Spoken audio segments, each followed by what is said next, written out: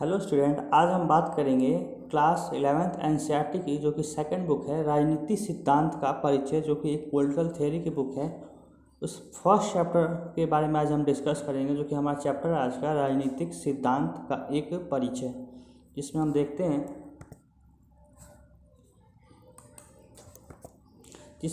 हैं कि राजनीति का अर्थ क्या है।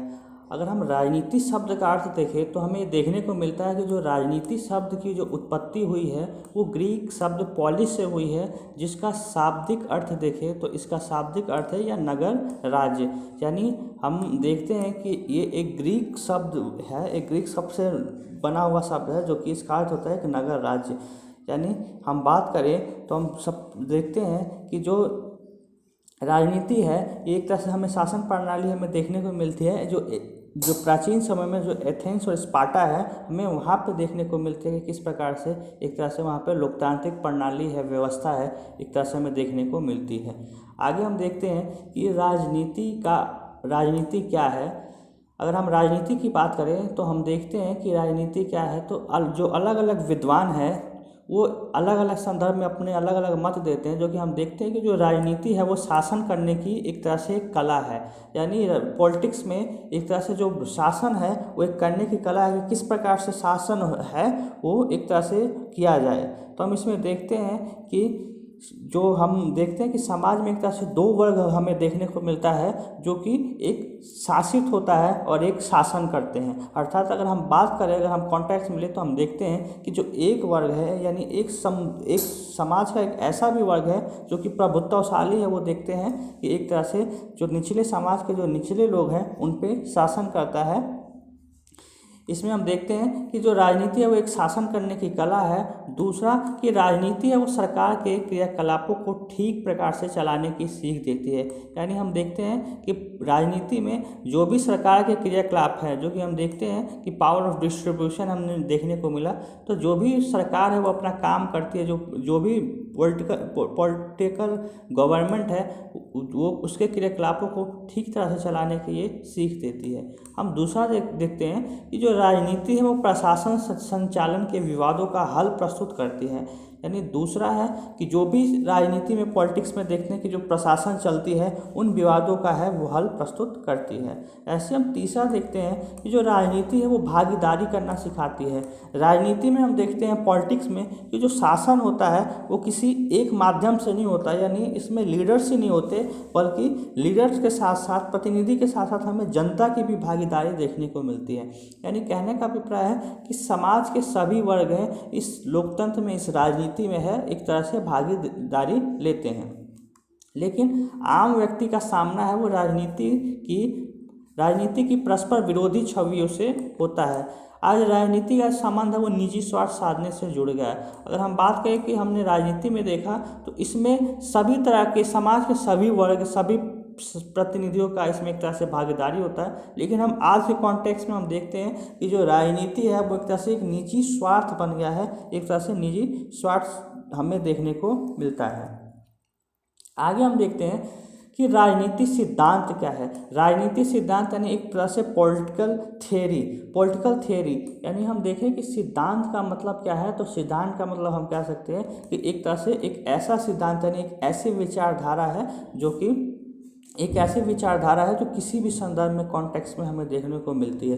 जैसे हम देखते हैं कि राजनीति सिद्धांत का जो मुख्य विषय होता है, यानी पॉलिटिकल थ्योरी में हम देखते हैं कि इसका जो मुख्य होता है विषय है वो सरकार है। यानी राज्य और हमें सरकार देखने को मिलता है। यानी एक तरह से एक राज्य होती है, जो कि राज्य के अंदर हम देखते हैं कि सारी चीज़ें हैं और किन चीज़ों से राज्य मिलकर बनता है। तो हम देखते हैं कि एक जनसंख्या, एक निश्चित क्षेत्र, संप्रभुता, यानी एक राज्य होता है। साथ ही साथ उस राज्य को चलाने के लिए क्या क्या और चीज़ें जरूरी है, तो हम देखते हैं कि एक राज्य को, स्टेट को चलाने के लिए एक तरह से एक गवर्नमेंट की बहुत आवश्यकता है, क्योंकि जो शासन है वो एक तरह से सरकार ही चलाती है। आगे हम देखते हैं कि ये स्वतंत्रता, समानता, न्याय और लोकतंत्र जैसी अवधारणाओं का अर्थ स्पष्ट करती है। यानी हम पॉलिटिकल थ्योरी में देखते हैं कि राज्य और सरकार तो हैं, लेकिन उस राज्य सरकार में व्यक्ति भी तो है, तो उस व्यक्ति की स्वतंत्रता किस प्रकार से वहाँ पे बनी रहे। क्योंकि हम देखते हैं कि एक स्टेट में है वो गवर्नमेंट है, सरकार है, कोई भी वो प्रभुत्वशाली होती है, शक्ति संपन्न होती है। तो एक पावरफुल गवर्नमेंट है, एक तरह से जो जनता का है एक तरह से शासन ना करे, एक तरह से अहंकारी ना हो जाए, उस तौर पे हम देखते हैं कि व्यक्ति को भी अपनी स्वतंत्रता होनी चाहिए। स्वतंत्रता से अभिप्राय है कि वो स्वतंत्र होना चाहिए, एक तरह से उसे कुछ भी करने का जो भी मन है वो करना चाहिए। लेकिन इसका हम ये आगे देखेंगे कि जो स्वतंत्रता भी होती है वो दो कॉन्टेक्स्ट में होती है, यानी नकारात्मक और सकारात्मक। यानी इस संदर्भ में हम देखते हैं कि हम कुछ कार्य करते हैं जो कि हमारे लिए ज़रूरी है, वो बस हम तक ही सीमित रहे, दूसरों तक सीमित, दूसरों को वो नुकसान ना पहुंचाए। फॉर एग्जांपल अगर हम लेते हैं तो हम देखते हैं स्वतंत्रता में कि फॉर एग्जांपल के लिए कि हमें गाना सुनना है, म्यूजिक सुनना है, तो हम म्यूजिक सुन सकते हैं, लेकिन हम अपने घर में एक कम वॉल्यूम में ही सुन सकते हैं ताकि वो हम तक सुनाई दे। यानी हम उसे फुल डीजे के साथ, फुल लाउड स्पीकर के साथ ऐसा नहीं कर सकते कि फुल लाउड स्पीकर के साथ सुने, यानी दूसरों की भी स्वतंत्रता हो, वो बाधित हो। तो स्वतंत्रता में एक ऐसा अधिकार नहीं देता कि दूसरों की भी स्वतंत्रता हो एक तरह से बाधित हो। तो इस प्रकार हम स्वतंत्रता को देखते हैं। ऐसे हम देखते हैं कि समानता यानी किस प्रकार से जो सभी व्यक्ति है वो एक तरह से समान हो, उनके बीच कोई भेदभाव ना हो। समानता से अभिप्राय ये है, फॉर एग्जांपल की अगर हम बात करें तो हम देखते हैं कि कोई भी, हम एक क्लास की अगर बात करें तो हम क्लास में देखते हैं कि कोई भी स्टूडेंट है उसके साथ समानता होना चाहिए। यानी कोई स्टूडेंट उससे ये नहीं कहना चाहिए कि आपको आज इतना होमवर्क करना है, सेकेंड स्टूडेंट को ये नहीं कि आपको इतना होमवर्क करना है। एक तरह से दोनों के बीच फेयर हो, यानी दोनों होमवर्क है वो बराबर करे, टीचर है वो कोई उसके साथ भेदभाव ना करे। तो हम इस कॉन्टेक्स्ट में समानता को समझते हैं। आगे हम देखते हैं न्याय का हम अर्थ समझ सकते हैं कि दो व्यक्तियों के बीच एक तरह से एक न्याय की भावना हो। यानी हम कहेंगे अगर स्वतंत्रता है, समानता है, तभी आगे जाके न्याय है वो एक तरह से हो सकता है। और इन सब चीज़ें हैं, ये सारी चीज़ें हैं वो हमें कहाँ देखने को मिलती है, एक लोकतांत्रिक देश में हमें ये सब चीज़ें हैं देखने को मिलती है। लोकतंत्र शब्द से अभिप्राय क्या है, हमने पिछले वीडियोस में देखा। लोकतंत्र से अभिप्राय ये है कि एक ऐसी शासन प्रणाली जहाँ पे लोग हैं एक तरह से स्वतंत्र रूप से, यानी जो भी ये सभी अधिकार है, स्वतंत्रता हो, समानता हो, न्याय हो, ये सब राज्यों में बना रहे और लोग हैं इनका उपयोग है वो कर सके। ये सारी जो अवधारणा है इनका अर्थ है वो स्पष्ट करता है, ये सारी अवधारणाओं का अर्थ है वो स्पष्ट करता है। आगे हम देखते हैं कि राजनीति सिद्धांत का उद्देश्य क्या है, यानी राजनीति जो पॉलिटिकल थ्योरी है उसका उद्देश्य क्या है, पर्पस क्या होता है। तो हम इसका पर्पस हमें देखने को मिलता है कि नागरिकों को राजनीतिक प्रश्नों के बारे में तर्क संगत ढंग से सोचने और सामाजिक राजनीतिक घटनाओं को सही तरीके से आंकने का प्रशिक्षण देना। यानी अभिप्राय ये है कि राजनीतिक सिद्धांत में अब देखते हैं कि जो भी नागरिक है वो राजनीतिक यानी जो भी पॉलिटिकल यानी जो भी क्वेश्चंस है उनके बारे में तर्क वितर्क करना। तर्क वितर्क का अभिप्राय ये है कि जो भी चीज़ें हैं पॉलिटिक्स में हम देखते हैं कि क्या चीज़ें हैं वो सही है और क्या चीज़ें हैं वो गलत है, तो हम उस पर जो नागरिक है वो तर्क वितर्क करता है। फॉर एग्जांपल के लिए अगर हम बात करें तो हम देखते हैं कि हाँ एक कॉलोनी है, उस कॉलोनी में अगर रोड की व्यवस्था नहीं है, हॉस्पिटल नहीं है, तो इस तरह से एक तरह से कह सकते हैं कि हाँ नागरिक है वो तर्क वितर्क कर सकते हैं कि हाँ इस कॉलोनी में स्कूल नहीं है तो इसके लिए एक स्कूल गवर्नमेंट को बनाना चाहिए, सड़कें नहीं है कनेक्टिविटी के लिए तो यहाँ पे सड़कें होनी चाहिए, हेल्थ का जो सिस्टम है वो एक तरह से बेकार है तो यहाँ पे हॉस्पिटल्स होने चाहिए, डिस्पेंसरीज होने चाहिए। तो एक प्रकार से क्या चीज़ें हैं वो सही है और क्या चीज़ें हैं वो गलत है, तो इस बारे में एक तरह से जो नागरिक है वो तर्क संगत यानी तर्क वितर्क करते हैं। और जो ये एक सोचने और जो राजनीतिक सिद्धांत में एक किसी भी नागरिक का, व्यक्ति का, इंडिविजुअल का ये सोचने का तरीका को भी दर्शाता है कि एक व्यक्ति है वो किस प्रकार से चीज़ों को समझता है, किस प्रकार से सोचता है।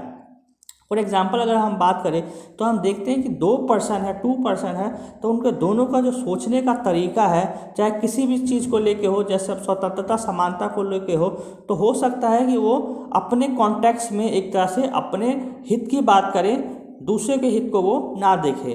तो इस प्रकार व्यक्ति के सोचने का तरीका किस प्रकार के हो और सामाजिक यानी सोशल राजनीतिक घटनाओं को सही तरीके से आंकने का एक तरह से ये हमें प्रशिक्षण देता है। आगे हम देखते हैं कि गणित के विपरीत जहाँ त्रिभुज या वर्ग की निश्चित परिभाषा होती है, वहीं जो राजनीतिक सिद्धांत में हम समानता, आज़ादी और न्याय की अनेक परिभाषाओं से रूबरू होते हैं। जैसे हम गणित में देखते हैं कि जो त्रिभुज है उसकी एक तरह से देखते हैं कि गणित में जो त्रिभुज है उसकी हमें पता है कि 3 इसकी है तीन इसके हैं कोण होते हैं। वैसे अगर हम राजनीतिक सिद्धांत में देखें तो हम बात करते हैं समानता की, कि समानता किस प्रकार से हो, सभी लोग किस प्रकार से समान हो, समानता को दूर करने के लिए क्या क्या चीज़ें हैं वो अपनाई जानी चाहिए। तो ये सारी चीज़ें हमें राजनीतिक सिद्धांत में देखने को मिलता है। इसी प्रकार हम देखते हैं कि समानता से किस प्रकार से आज़ादी किस प्रकार से हो, यानी आज़ादी का अभिप्राय ये है कि स्वतंत्रता, यानी स्वतंत्र व्यक्ति है वो स्वतंत्र किस प्रकार से हो, क्या क्या चीज़ें व्यक्ति कर सकता है, क्या क्या चीज़ें व्यक्ति नहीं कर सकता। इसी प्रकार न्याय की अनेक परिभाषाओं से हम रूबरू होते हैं, यानी न्याय है वो किस प्रकार की न्याय हो, कौन कौन से वो न्याय हो जो कि एक व्यक्ति के लिए जरूरी है, जो कि हम आगे आने वाले वीडियो में इन सब चीज़ों को समझेंगे। आगे हम देखते हैं कि राजनीतिक सिद्धांत में हम क्या पढ़ते हैं, यानी इस पॉलिटिकल थ्योरी में हम देखते हैं कि इसमें हम क्या पढ़ते हैं। तो हम देखते हैं कि राजनीतिक सिद्धांत में हम जीवन के विभिन्न पहलुओं का अध्ययन करते हैं। जीवन के विभिन्न पहलुओं का अभिप्राय ये है कि एक व्यक्ति के जीवन में क्या क्या ऐसी चीज़ें हैं जो जरूरी है। जरूरी का अभिप्राय ये है कि एक व्यक्ति के जीवन को बनाए रखने के लिए हम देखते हैं कि कुछ मूलभूत आवश्यकताएँ होती हैं। हम देखते हैं कि शिक्षा की आवश्यकता है, भोजन की आवश्यकता है, आवास की है, ऐसे ही हमारी स्वास्थ्य को लेके है। तो इसी प्रकार एक व्यक्ति के जीवन में विभिन्न पहलू होते हैं, एक जीवन के विभिन्न पहलू का हम इसमें अध्ययन करते हैं। यानी हम पॉलिटिक्स में ये सारी चीज़ें देखते हैं कि सामाजिक जीवन किस प्रकार का हो। सामाजिक जीवन से अभिप्राय ये है कि एक व्यक्ति का है वो जीवन किस प्रकार से हो, यानी समाज में इतनी असमानता ना हो कि एक ही चीज़ को पाने के लिए लोग एक ही किसी वस्तु को है लोग पाने के लिए है, एक समूह है उसे आसानी से प्राप्त कर सकता है, और एक समाज का ऐसा वर्ग है जिसे वो कभी वो अपने जीवन में पा ही नहीं सकता। तो इस प्रकार से जो एक सामाजिक जीवन में हमें देखने को मिलता है कि उसके सामाजिक जीवन में ये सारी चीज़ें हमें देखने को मिलती है, जिसमें देखते हैं कि सरकार के बारे में हम बात करते हैं, ऐसे हम संविधान के बारे में, ऐसी स्वतंत्रता, समानता, न्याय और लोकतंत्र, धर्मनिरपेक्ष आदि। यानी इस राजनीतिक सिद्धांत में हमें ये सारी चीज़ें हमें पढ़ने को मिलती है, जो कि हम आगे इसे वन बाय वन करके हम इसे डिस्कस करेंगे। हम देखेंगे कि किस प्रकार से सामाजिक जीवन क्या है, सरकार है, सरकार के फॉर्म्स क्या होते हैं, कितनी प्रकार की सरकारें होती हैं। ऐसे हम संविधान को देखेंगे कि संविधान में क्या क्या बातें निहित है, एक व्यक्ति के तौर पे किस प्रकार का शक्तियों का पार्टीशन। ऐसे हम स्वतंत्रता को समझेंगे कि स्वतंत्रता है कितनी प्रकार की होती है। हमने पढ़ा कि 2 प्रकार की स्वतंत्रता होती है, एक नकारात्मक एक सकारात्मक। ऐसे हम समानता की बात करेंगे कि समानता किस प्रकार से हो सकती है। ऐसे हम न्याय की बात करेंगे कि न्याय क्या होता है। ऐसे हम लोकतंत्र और धर्मनिरपेक्ष आदि के बारे में इनका जिक्र करेंगे। हम राजनीतिक सिद्धांत में ये सारी चीज़ें हमें देखने को मिलता है। आगे हम बात करते हैं कि राजनीतिक सिद्धांतों को व्यवहार में उतारना, यानी किस प्रकार से राजनीतिक सिद्धांत हैं इनको हम अपने व्यवहार में उतारते हैं। तो हम देखते हैं कि जो राजनीति का जो स्वरूप है वो समय के साथ बदलता रहता है। यानी हम इसे अगर देखें पॉलिटिक्स को तो हम देखते हैं कि समय समय पे ये सारी चीज़ें हैं ये बदलती रहती है। यानी राजनीतिक सिद्धांतों जैसे कि स्वतंत्रता और समानता को व्यवहार में उतारने का काम है वो बहुत ही मुश्किल है।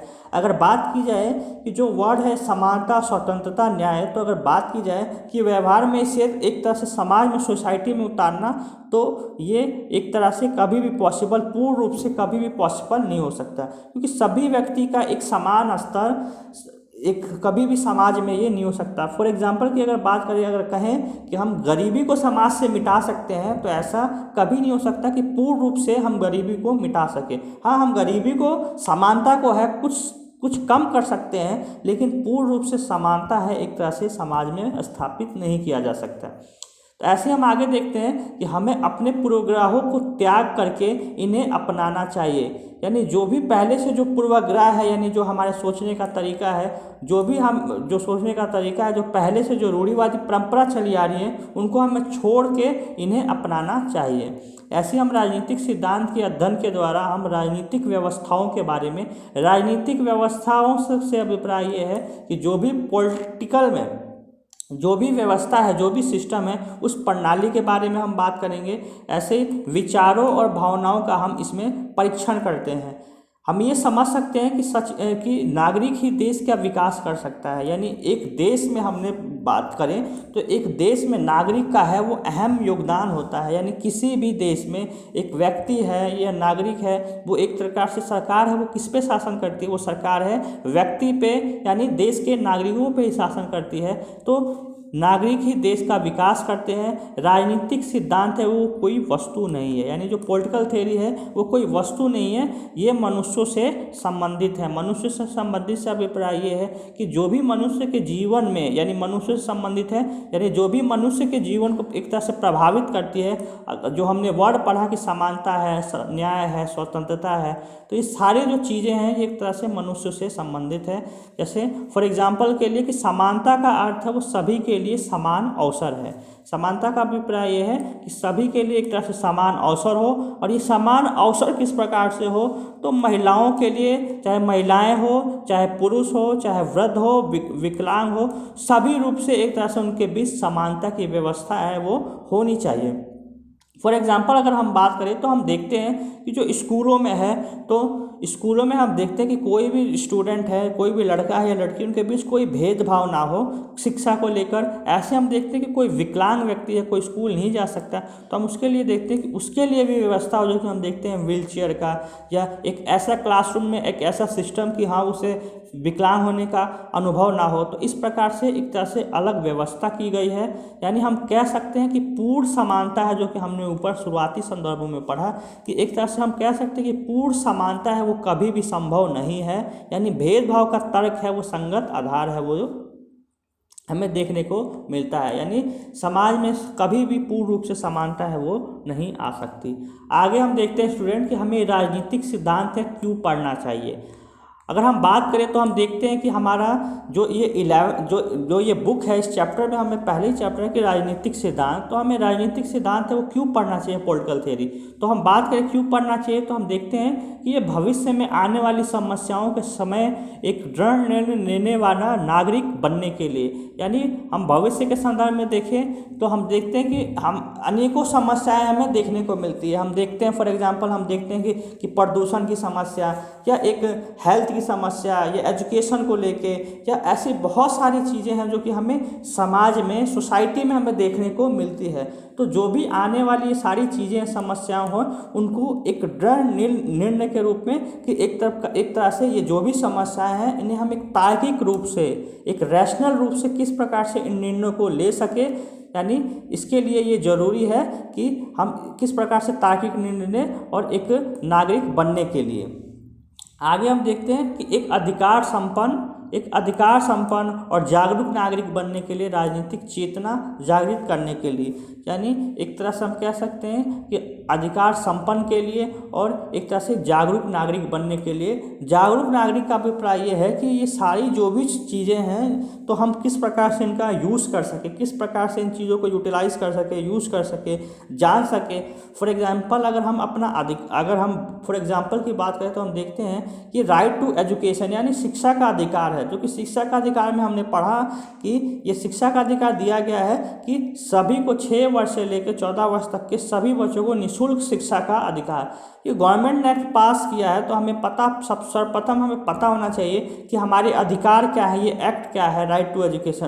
तभी तो हम जाके स्कूल में जाके एडमिशन ले सकते हैं, जाके वहाँ पे अपने बच्चों का दाखिला करवा सकते हैं। तो इस प्रकार सबसे पहले ज़रूरी है कि अपने अधिकारों से हम संपन्न हो, यानी अपने हम अधिकारों को जानें, साथ ही साथ एक जागरूक नागरिक बने, और एक राजनीतिक हमें चेतना होनी चाहिए, यानी हम किसी भी एक पॉलिटिकल चीज़ों पे, मैटर्स पे हम एक तरह से जागरूक हो सके, समझ सके सारी चीज़ों को। आगे हम देखते हैं कि समाज से पूर्वाग्रहों को समाप्त करने एवं एकता कायम करने के लिए, यानी पूर्वाग्रह हमने बात किया कि जो भी समाज में पहले से ही जो रूढ़िवादी परंपरा चली आ रही है, जो भी पहले से ही तर्क वितर्क चले आ रही है, अवधारणा चली आ रही है, उनको एक तरह से समाप्त करना और सभी व्यक्ति को एक तरह से समान मानना। फॉर एग्जाम्पल अगर हम बात करें तो हमें अभी भी देखने को मिलता है कि अभी भी समाज में जो 2 वर्ग है, यानी ऊपरी और जो निचली जातियाँ हैं, अभी भी हमें देखने को मिलता है कि हमें छुआछूत की प्रथा या जाति प्रथा की हमें देखने को अभी भी मिलता है एक प्रकार से समाज में। तो इन सब रूढ़िवादियों को दूर करना। इसी प्रकार हम देखते हैं वाद विवाद से अभिप्राय यह है कि वाद विवाद करना, तर्क वितर्क करना, यानी चीज़ों को कोई भी विषय है उसके पक्ष या विपक्ष में अपनी बातें रखना, डायलॉग करना। इस प्रकार से लाभ हानि का आकलन करने के बाद सही निर्णय लेने की कला सीखने के लिए हमें राजनीतिक सिद्धांत है वो जरूरी है। यानी हम पॉलिटिकल थ्योरी में हम देखते हैं कि वाद विवाद, तर्क वितर्क के माध्यम से एक सही निर्णय हम ले सकें।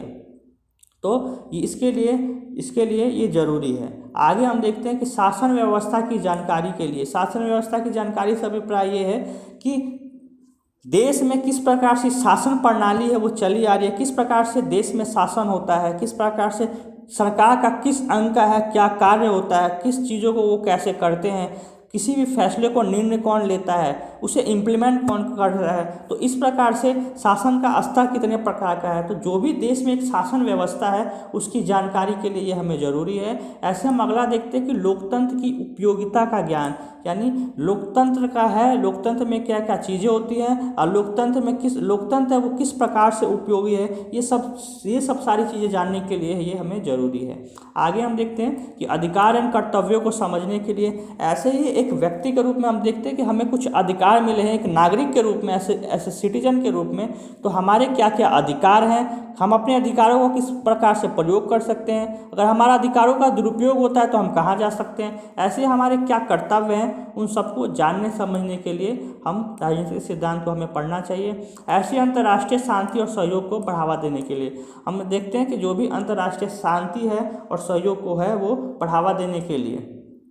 आगे हम देखते हैं ऐसा इसलिए है कि जो समानता, न्याय जैसे शब्दों का जो सरोकार है वो किसी वस्तु के बजाय अन्य मनुष्य के सारे हमारे संबंधों से होता है, यानी ये सारी जो चीज़ें हैं ये कहीं ना कहीं एक व्यक्ति से है, ये सारी चीज़ें हैं वो जुड़ी हुई हैं। ऐसे हम आगे देखते हैं कि राजनीतिक सिद्धांत हमें राजनीतिक चीज़ों के बारे में अपने विचार और व्यवहार से भावनाओं के परीक्षण को प्रोत्साहित करता है।